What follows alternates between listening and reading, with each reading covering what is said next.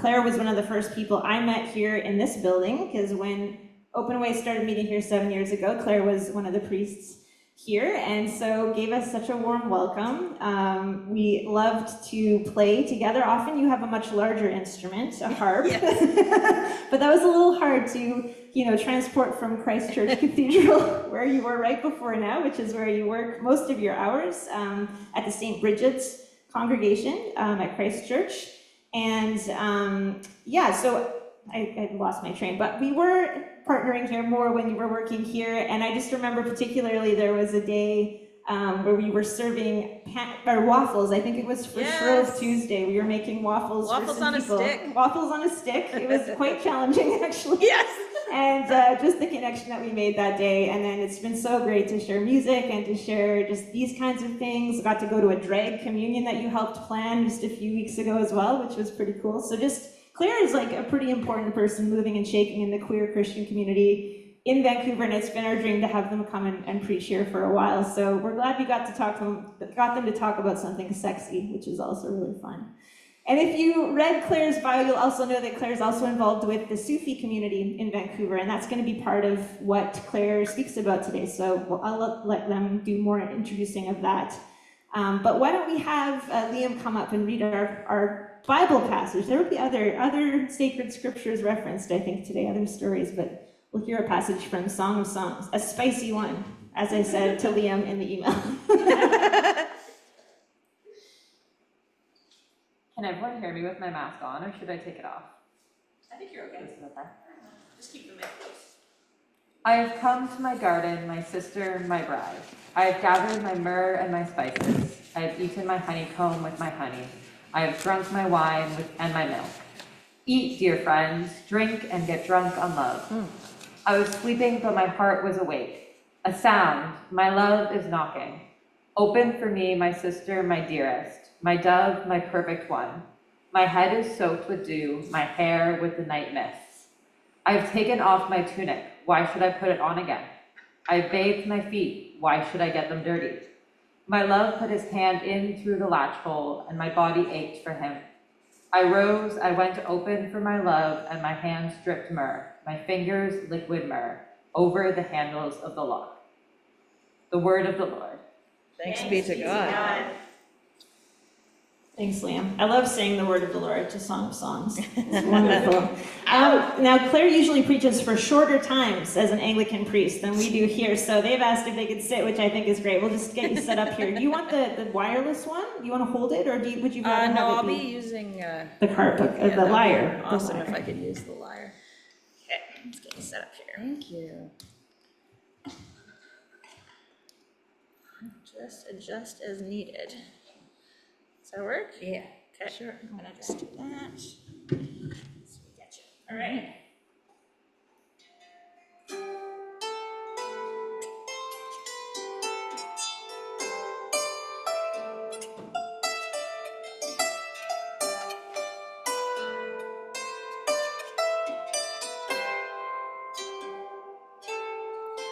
I rose, I went to open for my love, and my hands dripped myrrh, my fingers liquid myrrh over the handles of the lock. So those of you who don't know me should know that I'm an Anglican priest, and apart from the, I would say, utterly inevitable Wiccan detour I took about 99 to 2004, because many of us did, come on, don't lie. I've been an Anglican my whole life. But what I've also been since about the age of 9 is a mystically oriented person. Because you see, that year, Lorena McKennett's amazing album, The Mask and Mirror, came out. And my mom bought a copy, and she listened to it all the time. But her favorite one was track number 3, which is The Dark Night of the Soul. And this is Lorena, this is her setting of St. John of the Cross's masterpiece of the same name.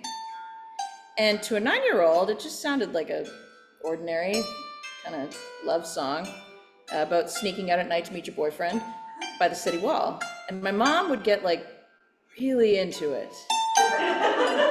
Just into it.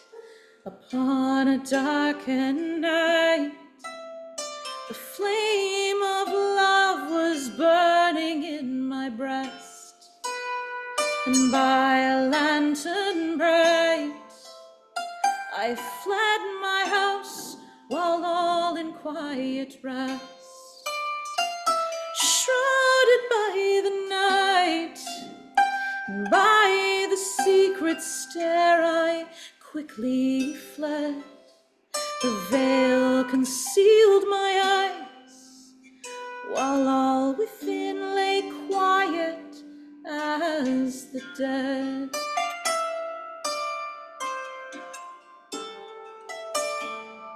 So my mom was a woman of very particular taste. She's sentimental, but she's not sappy. If things get torrid, she makes faces. And she loved this song, and it just seemed so, like, ordinary. So finally, again, 9 years old, I was like, why do you like this song so much? I feel like I'm missing something. And she said, it's about God. And like, you can talk about God like that?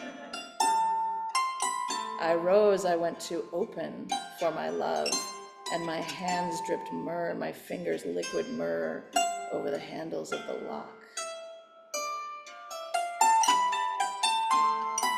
So I did go looking for things to say about the Song of Songs, and there's not much of, like, a lot of relevance to this sermon in my Jewish study Bible, which is what I often use. It's a very beloved book by many Christians and many Jews around the world. And we're not really sure of why it was written, but, you know, we've interpreted it allegorically, which is to say mystically, for thousands of years. It's not just about a boy and a girl for whom it is clearly business time. No, the sages insist it's God and Israel, it's Christ and the church, it's the divine and the cosmos and the eternal dance, it's the divine and the soul in ecstatic annihilation, what the Sufis call fana. It's worth noting that this couple is totally not married, so that's interesting. So we could sit around and have many ideas about what she means when she says she has put off her garment, or he's thrust his hand into the opening, or what the liquid myrrh could really be. What? It's the Bible! Come on, y'all! We're talking about mysticism. Maybe you just don't get it.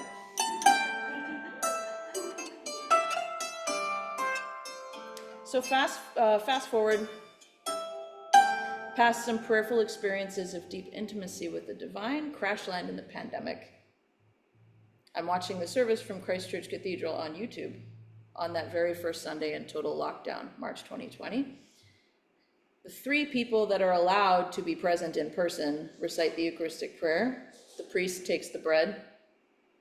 The deacon puts the veil on the chalice. We do that in my tradition. And then I remember they just took it away because there's nobody to receive the wine. And like up until that part, I was fine. I'm just like watching it. I'm like, well, this is what we're doing right now. But when they did that, like, I think my husband thought I was dying. I like screamed. And he came running in and he was like, what the hell is the matter? I said, I can't take the Eucharist. And maybe like an hour later, I'd been writing some music. I called it the quarantine hymns. There's 12 of them, I think. And I wrote one called The Walls of Layla. So Layla is a character in a very old story, the story of Layla and Majnun. It was probably written in ancient Saudi Arabia. It goes back to about the 5th century. It's probably older than that though. So in the story, there's a boy called Qais ibn al-Mullawa, and he falls in love with a girl, Layla al-Amiriya, and he gets so obsessed with her that he eventually acquires this nickname, Majnun, which means possessed by jinn. So for lack of a better word, crazy. And the families separate them because they're embarrassed, because he's being embarrassing. And they marry Layla off to another man, which drives him into the wilderness, like Francis, to hang out with animals and write poetry. And the poetry is carried by birds to the ears of civilization and made into beautiful songs. And if you're like worried about Layla, she's super into Majnun. Don't worry, it's not one way. But the rules of propriety dictate that she not let it be known publicly. So she writes letters to him in secret. And like many ancient stories of so-called virgin love, their heart sickness eventually kills them both. So in Sufism, this image of Majnun in particular was taken up. And Sufis are Muslim, but they're like mystical Muslims.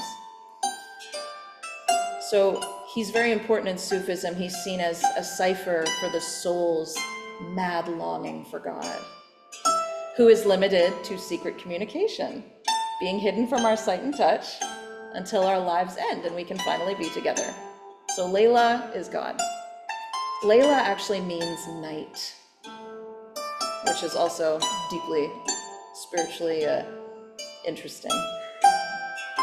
And of course, John of the Cross came up in Al-Andalus, so he knew all of this stuff.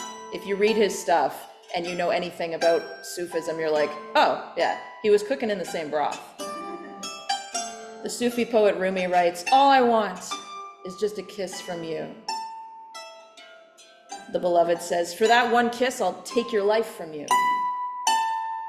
Rumi says, desire races toward my life, shouting, what a bargain! What a bargain! Buy it!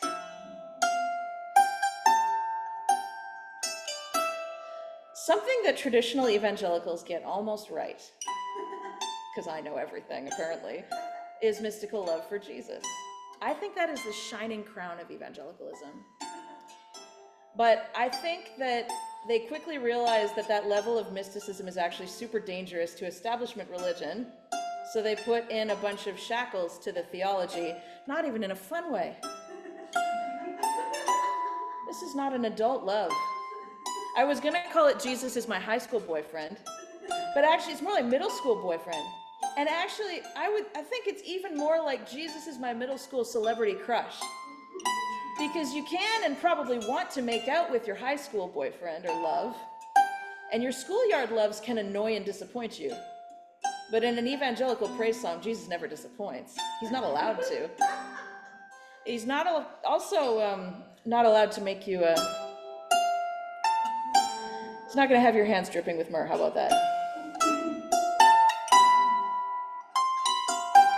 The big difference between a lot of mystical sacred poetry and some of those more innocent kind of evangelical style love songs is, I think, the inclusion of a much wider array of emotions that are allowed towards the divine. This is very prevalent in Sufi poetry.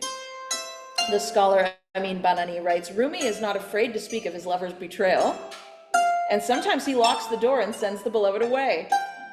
He writes poems about the sorrow after the breakup and the hopelessness of reunion. From awe to anger, not one moment of the life of the lover is left unexplored, end quote. So this stuff is more psalmic. It includes disappointment, it includes bitterness and teasing, as well as rhapsody. Attar, who's like a proto-Sufi writer, 10th century Persian writer, composed a parable about a devout Muslim sheikh or a spiritual teacher falling in love with a Christian girl. And in that parable, the girl is, she's kinky. And the sheikh is way into it. And a lot of sacred poetry as well, especially like super traditional sacred poetry, is so gay. Except it isn't, but it is. I mentioned John of the Cross earlier, whose beloved is quite explicitly male, because of course he is, it's Jesus. Not that he ever states that explicitly.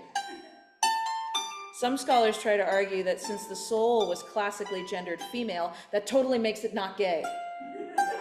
Except now you've got a male monastic with a female soul. How is that less gay, Linda? Moving on. Rupert of Deutz, a 10th century Belgian Benedictine monk, writes of an ecstatic vision where he approaches the crucified Christ on the cross. I took hold of him whom my soul loves. I held him, I embraced him. I kissed him lingeringly. I sensed how gratefully he accepted this gesture of love when, between kissing, he himself opened his mouth in order that I may kiss more deeply. This is part of our heritage. We might not have conclusive proof that any of these guys were like canonically queer, but this is very queer. And the Sufis, being from a non-Western and non-dualistic religious background, had sex and beauty norms very different from our own, of course. In the Persian tradition, there are ecstatic poems dedicated to the beauty of the light feather dusting of mustaches on young men and women. The ideal beauty of the time and culture was a boy who looked a little bit feminine and a girl who looked a little bit masculine. And this ambiguity infuses sacred poetry, not just in terms of gender, but also to a certain extent in terms of divine versus human love.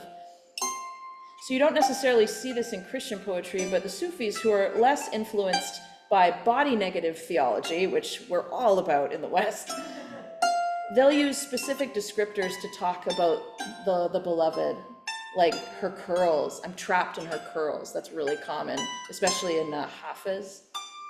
Or in her beauty mark, like a mole on her face. So we might think, well, this can't be poetry about God if the beloved has like a physical body. Why not? Why not? Real world love and sex are not distractions from divinity. They're windows through which it can be glimpsed and understood. And fluidity extends even further than that. In Attar's parable that I talked about with the sheikh and the Christian girl, the girl goes from being the beloved who teases the sheikh to the lover who runs after her beloved, overflowing with holy longing when his students finally rescue him from her and bring him back to his proper faith, safe within the bounds of the institution. What does that say about the soul's relationship with God?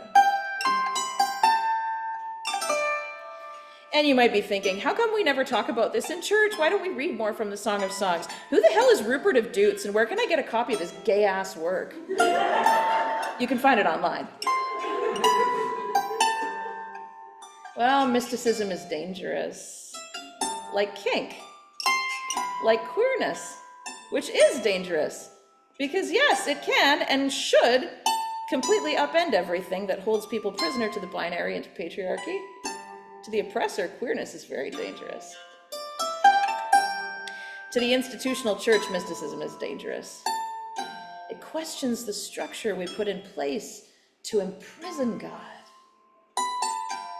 Funnily enough, mysticism rarely seeks to dismantle that. It likes to play on it instead. But you know, once an institution gets too big, it develops a spirit of its own that seeks to preserve itself. And as an Anglican, I do think that God gets up to plenty within the bounds of the institution, even as restrictive as they are. Maybe God's a little kinky too. Maybe she's a switch. I do think that we could stand to let this mysticism out of the closet a little more. And I think this is one of the beautiful ministries that queer people quite explicitly offer the church and the divine. I think that a lot of queer people understand holy longing and yearning and thirsting in a very particular way. And many generations of us who did not come up in worlds where we could love who we wanted ended up in the church and directed that love toward God. So maybe one day when we don't have to come out anymore because no one puts us in boxes, we'll not be embodying the same depth of longing. And, you know, that might be a day worth celebrating. But until we do, maybe this is a ministry of ours. And it is sorely needed because the mainstream church does not do this naturally on its own. The evangelicals come close. They won't go all the way. Pun definitely intended. We might make jokes about songs that talk about God going deep inside. But those praise songs have nothing on I rose, I went to open for my love, and my hands dripped myrrh, and my fingers liquid myrrh over the handles of the lock. Even though I would argue that that sentiment is profoundly evangelical. Evangelicalism was not always held prisoner by white supremacy in the white West. Used to really believe that God really was more powerful than anything, even the church. even calcified social codes like racial separation or women's subordination, even sin. That's no way to run an institution. Great way to run a ragtag bag of disciples, though. So wrapping up, stories of queer thirst, peeking out from the lattice, myrrh dripping hands. These are all the stories of our ancestors and transcestors in the faith. No matter what the church version of the Just Roommates Brigade might like to try and tell us. And no matter what anybody tells you, and this is true in Sufism as well, all of this stuff is always, always profoundly influenced by deep knowledge and love of sacred scripture. The Song of Songs is only one example. This stuff is everywhere. So I write a lot of my own music out of this kind of heart space, and I'm going to share some of it with you. I almost never get the chance to share it in mainstream religious spaces. I play it in labyrinths and in Inayati Sufi spaces. Inayati Sufism is a Western order. It was originally founded by Inayat Khan, Hazrati Inayat Khan. He was a Chishti Sufi, so Indian from India, and he brought it to the West. So the poetry and literature of Sufism, some of which I shared with you, means that my friends in those spaces kind of get it, so it's easier to share than in a mainstream religious space. And my queer Sufi friends are like all about this stuff. It was really hard to pick just one song to share, but I think this is the right one. So I always use a lot from poetry there, not like everything, but some of it. So this piece I'm going to play is called O Love, and it borrows several lines from a 14th century Persian poet called Jahan Malek Khatun. And this piece is one of my favorite ones because it helps me reorient when I feel like the institution is getting in the way of my sexy time with God. And I don't usually play it in this key, so it might be a little bit creative at times.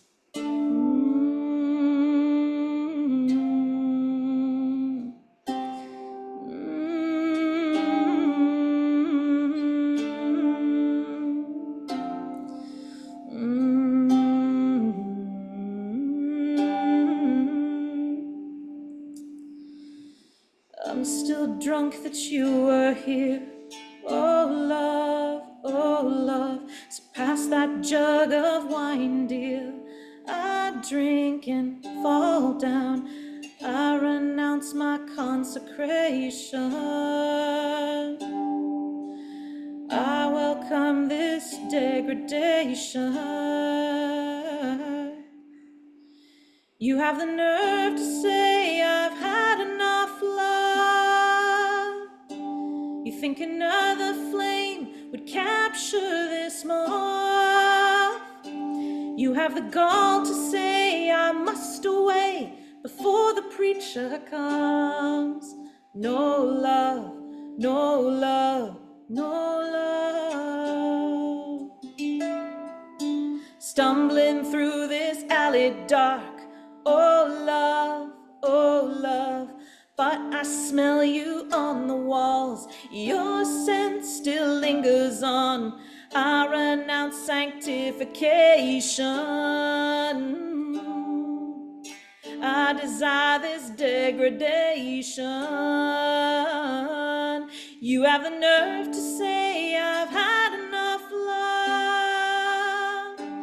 You think another flame would capture this moth. You have the gall to say I must away before the preacher comes. No love, no love, no love. Oh love, oh love, oh love, oh love, oh love. I'm still drunk that you were here. Oh love, oh love.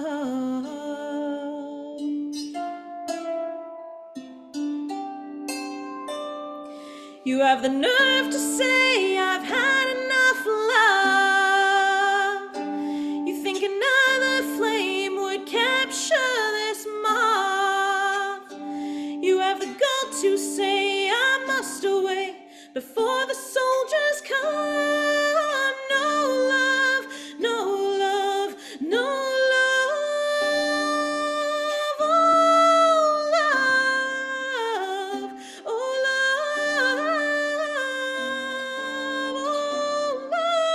love, oh, love, hold me, take my hand before we fall.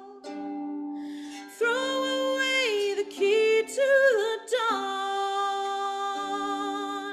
Hold me, take my hand before we fall. Throw away the key to the dawn. I renounce renunciation. I desire a conflagration. I renounce renunciation. I desire a conflagration. Oh love, oh love, oh love, oh love, oh love, Allah, Allah. Oh love,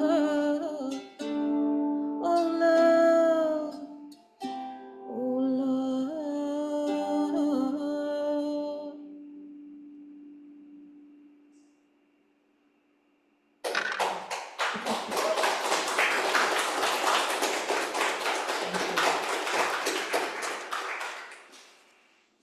That was amazing. I Thank need you. to learn how to play and preach at the same time. Awesome. Thank you. Let's just take a minute and let sit in as we wait, and then Bailey's going to come and lead us in prayer.